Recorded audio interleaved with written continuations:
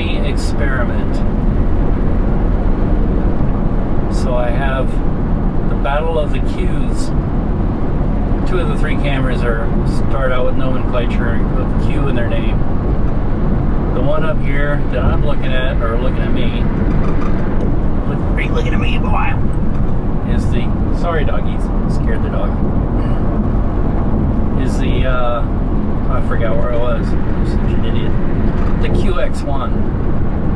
It's a detachable lens camera. It's got a 16mm lens, so it's got kind of a wide field of view, and I put it inside. The one up front is the first detachable lens camera that I bought, or telephone, whatever you call it. It's a camera you stick on your phone. It acts as a lens, and everything for your phone records on separate media. Yada yada yada. Go on forever and ever. It is the QX100. And then, of course, up here is the Sony Action Cam, the one that's got the widest field of view, so I can capture everything in the car. So anyway, love talking technology. Can't you tell by the look on my face that I just love talking technology? A lot of people just hook GoPros up. Why am I not hooking GoPros up? Well, I guess the first thing is these are the cameras that I have, and GoPro. I think in some ways these are better than GoPros. In some ways, GoPros are better than this. But the main thing is that I like the quality of these, and the depth of field. You can get kind of an artistic look. It's a stylistic thing. But I was going to take the doggy in to get her haircut, and then we screwed up the appointment. It was actually on the 1st of July, so Stella didn't get a haircut today. But I'm thinking maybe that we have some clippers at home, and all they really do is just kind of, shave them close. So maybe we'll do it home, and if so, I'll try and make an entertaining little video out of that. Probably a time lapse before and after. I know how people love time lapses. Somebody told me that you should never show a dash cam more than 2 seconds in a video, and I'm like, I don't know. So many stats. I think there's a lot of people out there, and different people like different things. But anyways, that's my story. I'm sticking to it. And oh yeah, I'm going to get coffee, of course. But this time I'm going to try IJ's and see if they have, if they're open right now. Sometimes in the summer months, distance gets low in the evenings or whatever. Who knows? But anyway, see ya.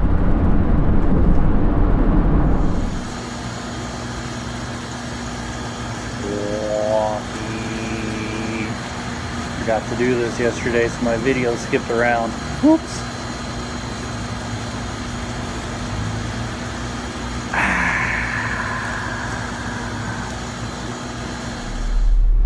Well, surprise, surprise, tracking some severe weather to the southwest, probably about central eastern Kansas, is a tornado warning. Sending it to Facebook. I'm sure people love me doing this because I never put an explanation on it, and so what's that to people who are threatened by the mere sight of a map. Anyway, that's what I'm looking at. I don't know which camera to catch it better. Just keeping an eye on it.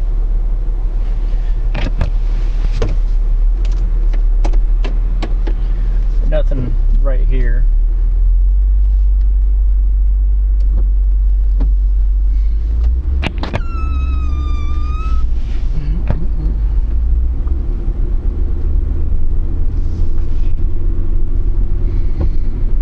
I guess this morning we had some severe thunderstorms. I don't know if they were severe, just a lot of wind, but Apparently it brought some tree branches or something, did some damage. I don't know, I haven't looked at the news.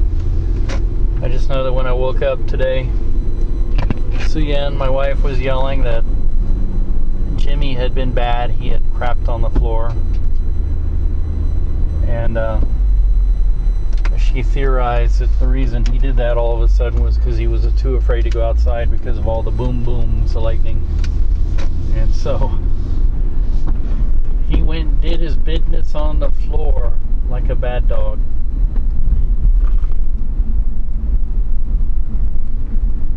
Sometimes the problem with dogs is that when you give them the opportunity, they're so busy doing other things like sniffing butts and getting excited about being outside, or smelling all the places where other dogs have been and making sure that they mark the territory, you know, not pee to pee, but mark the territory, you know, and then hold it in reserve so you can go mark the next one and the next one.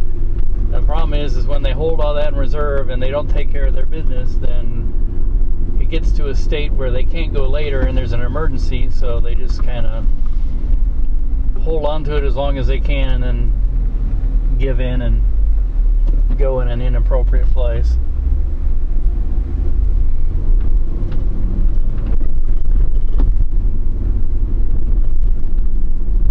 Thought I would try out my cameras here and cut through another part of downtown. This is more the convention center district of downtown, and up ahead are, you know, not motels, or hotels. There's a lot of tour buses, and right here and to my left is a convention center, and a block to the west of that, to my left, is Bartle Hall, which is the big convention center where, you know, the big hall. This convention center they built fairly recently, within the past 10 years or so, and it's where they have showcases and things like that. They have smaller rooms if you can't rent the whole Bartle Hall. And waiting on a light, which apparently, and I'm sure that there's so many cars right now because there's something going on in the convention center. Yeah, you can see tourists. And this is the 1930s era, Pendergast era, Art Deco. It'll come to me. It's the old convention center, and it's beautiful on the inside. Lots of hardwood, and yep, here we are with all the tour buses. One of the hotels, primo located and primo location, right across from all the convention centers. Crown Plaza, and this one had a big parking garage for the first couple of floors. There's a lobby on the ground floor, and then parking garages. Convention Center, it says on the marquee, Little Theater.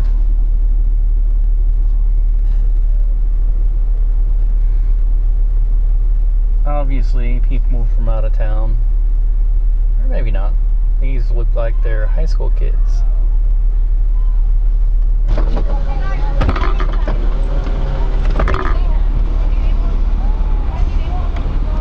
don't know what this car here is trying to do.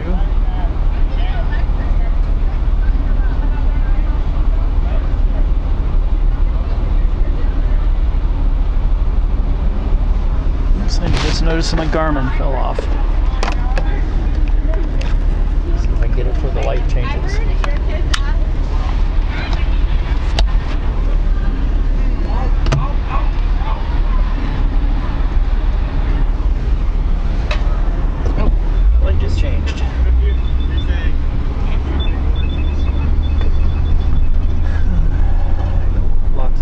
Around, you got to pay attention or they'll walk right out in front of you. Here's the Aladdin Hotel. This is Barney Alice Plaza. I really do know the name of that place. I just don't know it right now. I'm suffering from the weird Alzheimer's.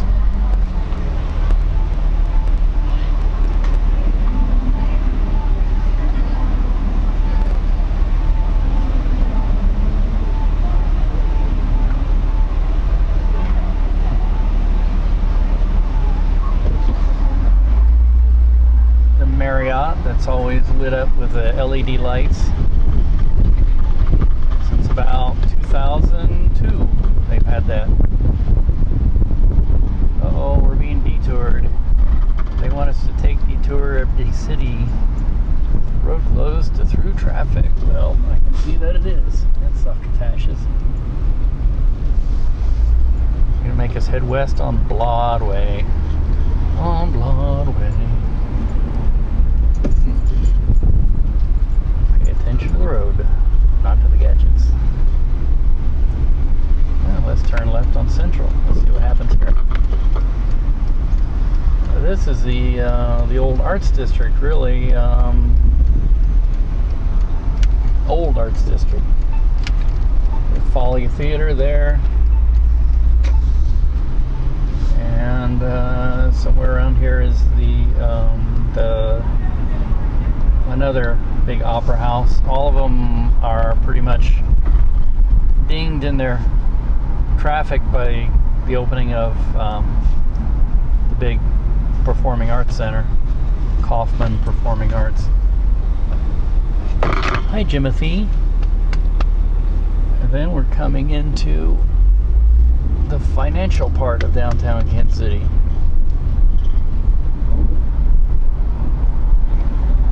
Well, I've lived here quite a long time, since 1978, and I never really thought about how Kansas City is, downtown Kansas City is segmented into different places. Here's the Savoy Grill. I don't know if it's open since they had a fire, but it's kind of a fancy steakhouse. It's been here for a long, long time. Leanne and I ate there at our anniversary one time, just to try it.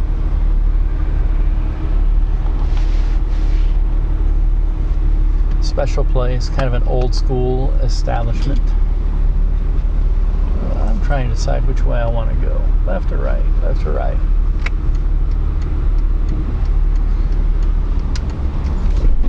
I always take Broadway, or I always take Main. It looks like I'm going for Broadway.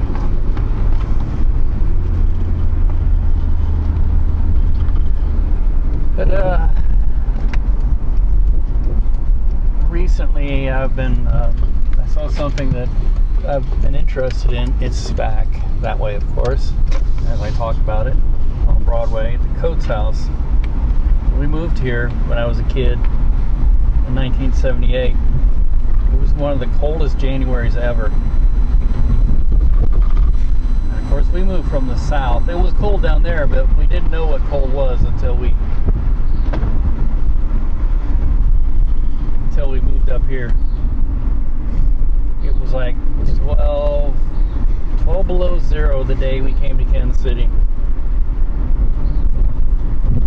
From like cold temperature of 30 degrees in Slidell, Louisiana. And when we came here, we'd stayed at this place up here, an old hotel in well, it's not an old hotel, it was a Holiday Inn in what is called Harlem. And my dad worked for the government, and the government had billeting for its employees and students at the training center he worked at up here, just across the river in Harlem. And we lived there for about a week until we could get a more permanent place set up where I and my sister could go to school. And you know, as I'm making this short story long, when we lived here across the river, late January, I mean, we got here in mid-January, late January, there's this terrible headline of a big fire in an old hotel in Kansas City. Well, that was the Coates House, and 20 people died. died in that fire. And I remember looking at the headline in the Kansas City Star, and they showed this picture of a man's body, burned body. He had been burned, and as he was trying to get it out a window, the firefighters had the equipment, or it was so cold or something, they couldn't rescue people. People were jumping to their deaths and everything, and this guy waited in the window a bit too long. You know, I guess he had a choice: burn to death or die from a fall. And you know, it's just a terrible thing. And they put his picture in the Kansas City Star, and kind of became iconic, controversial. And I think they said that he had burned in place, but they were putting so much water on that the reason why the body kind of stayed there was because it was so cold that everything was freezing. And so maybe that's just too much detail, you know. It's just a terrible thing to think about, but you know, a lot of people thought the old hotel was done for. They eventually saved it. It's beautiful now. But I think back then in the late 70s, it was kind of it was indigent housing. It was a place where you could find a room cheap to rent. I think they said it was like $12 a week, which back then wouldn't be cheap, but I mean, you know, it's what they would call in the hotel business weekly rental, extended stay. That's what they call them now. So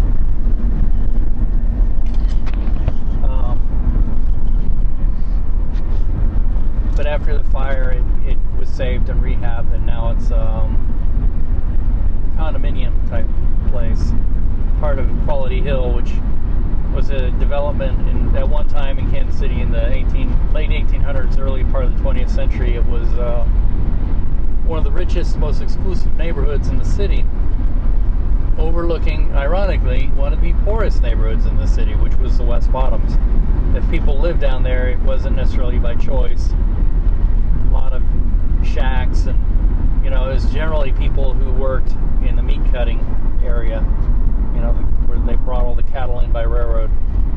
Because Kansas City one time was a cow town.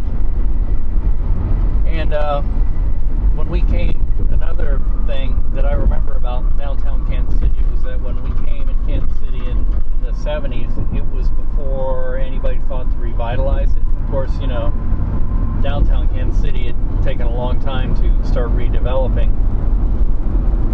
And so it was one of those neighborhoods where when you pass through downtown, especially at night, at dusk to dawn, my parents would tell us kids, all right, roll up the windows, lock the doors. It was a rough neighborhood. It was nasty. But it's a shame because, you know, probably 10, 15 years before that, the 60s, it was one of the best shopping districts in the city. It's where everybody went for Christmas, and you know, they would light it up really nice. You see all these postcards and everything, and there was a lot of nice restaurants downtown and everything. So it took from the mid to late 60s until the mid to late 70s to completely decline. And that area that I passed through, 12th Street, where the Folly Theater was, and you know, where a lot of the hotels are now, that was in the late 70s. That was an area where because a lot of convention trade would come into that area, and you know, back in the 50s, 60s, and 70s, really the only people who traveled to convention areas were businessmen. And I say men, I'm not being sexist, they really were just men. It was very rare for women to travel back then. I mean, some did, but for the most part it was men. And so the entertainment in that era tended to be what you would have for married men away from home. And unfortunately that means the nasty kind of entertainment. But if you go back in time even further than that, like the 30s, the 40s, the 30s, the 1920s, that area area had bars and stuff and entertainment, but it was more or less jazz clubs, and that's where a lot of great music was played. Incidentally, in the era of segregation, those clubs were usually, a lot of the musicians playing at the clubs were African Americans, and they could only play there after entering through back doors and arrangements like that, and then they had to leave the way they came, and they couldn't shop or be seen downtown. So they had, African Americans had their own business district, which was 18th Street and Vine, which is where the historic jazz district is now. And oftentimes after playing those clubs and playing a lot of music that, well, you know how it is when if you're playing for money, you're usually playing for what the crowd wants, crowd pleasing songs, or what the bar owners want you to play, not necessarily what you would like to play. So after hours, they would go to the Black Musicians Union Hall and play until early morning hours the music they wanted to play. And a lot of times they would play against each other. Like they would develop their techniques and stuff by playing in these little competitions called cutting contests. And they would play against each other, try and best each other, and make themselves better musicians in the process. And then they would go back to their regular jobs the next time and play whatever music somebody paid them to play. It's like a lot of things in life. And Kansas City has a very interesting history. It had a political machine under a man by the name of Pendergast, and he kind of ran things sort of crooked and corrupt, and about late 1930s, people decided they were sick of it and decided to sweep that kind of thing clean. They threw this guy in jail for tax evasion for not paying off gambling debts, or for gambling, making money and then not paying it off. And I think in Kansas City at that time, gambling was illegal. It's kind of funny, how they do that. And then he was put in jail, and all his clubs that he serviced or had a part ownership in or whatever were shut down. That put all the great musicians out of work, so eventually they had to go elsewhere to make money, like places like New York and Paris, things like that. And Kansas City kind of tried to forget about its musical heritage and history, which is a shame, because it did such a good job of essentially sweeping that under the carpet. The whole music heritage that other cities, when they eventually kind of rediscovered their music heritage and took pride in it, took credit for a lot of things that actually Kansas City started. Because there was, under Pendergast, Kansas City was a wide open town. That was probably the biggest saving grace. I wish there was a way of keeping it that way, but getting rid of a lot of the corruption. But I guess some people felt like part of the corruption was that it was wide open. I don't know. I just think that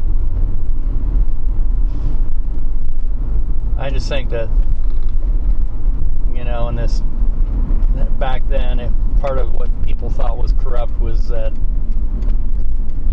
they didn't like the musicians, and they identified the music and the musicians with bad things. And how people thought back then. And sometimes, unfortunately, people think that way now, and it really bothers me that we have to live live with people who have such backwards ideas. And unfortunately, because people have such backwards ideas about certain things, we are constantly over and over and over again dealing with that kind of negativity. Yep. this is interesting.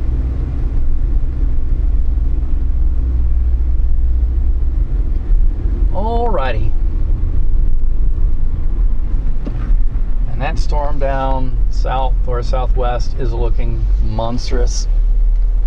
I'm trying to grab screen grabs for my radar loop. I'm sure I missed a few frames. But anyway, oh look, there's a deer. A deer. No, a deer. Where there's one, there's more than one.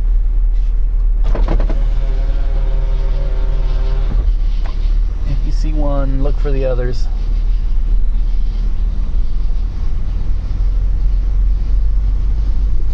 Well, anyways, see ya.